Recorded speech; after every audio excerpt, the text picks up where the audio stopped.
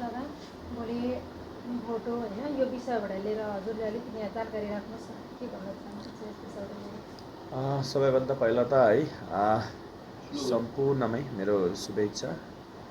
र विशेष गरेर अब भोलि चुनाव, आज प्रचारको है प्रचार पनि हिजो 5 बजेदेखिको बन्द अब भयो र अब सबैले अहिले आफ्नो यसमै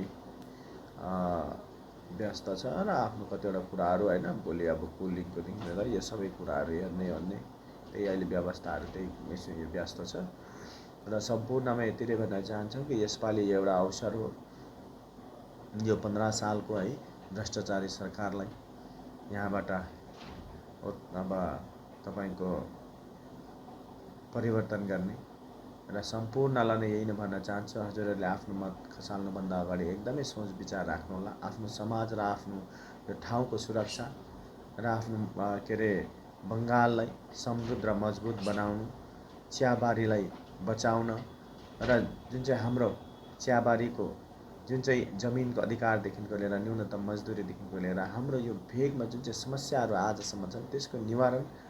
भारतीय जनता पार्टीले, भारतीय जनता पार्टीको सरकार निर्माणमा सबैजना लागि परुन् र भोलि जुन चाहिँ चुनाव छ त्यस चुनावमा तपाईँहरू एकदमै बिहानै गएर आफ्नो मत भारतीय जनता पार्टीलाई दिने पनि म अनुरोध गर्न चाहन्छु सम्पूर्ण। हिजो अझै यहाँ बेलपाडादेखि मादरी होइन र्याली थियो, त्यहाँ सायनी घोष आउनुभएको थियो है, उहाँले एउटै कुरा भन्नुहुन्छ, बिजेपी आयो भने चाहिँ बुलडोजर चल्छ भनेर। यो विषयबाट लिएर पनि अलिकति जानकारी राखिदिनुहोस्। हेर्नुहोस्, 15 साल तृणमूल हेरिहाल्यौँ है र 15 सालमा जुन चाहिँ प्रकारको जनताको पैसाको दुरुपयोग भएको छ, भ्रष्टाचार भएको छ, यो सबैलाई नै थाहा छ है।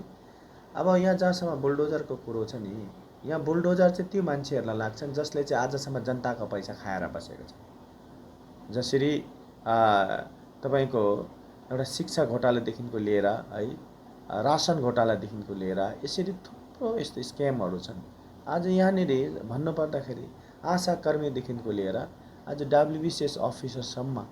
यो सरकारको शासनकालमा कसरी नियुक्त गर्यो भन्ने कुरा हामीले भन्न पर्दैन र जसले पनि यस्तो जुन चाहिँ अब भनौँ जो अब बङ्गाललाई एउटा एकदमै माने एउटा भ्रष्ट बनाएका छन् नि, त्यो माथि चाहिँ र त्यसको यो माथि शासनमाथि चाहिँ बुलडोजर लाग्छ, यो पक्का कुरा हो।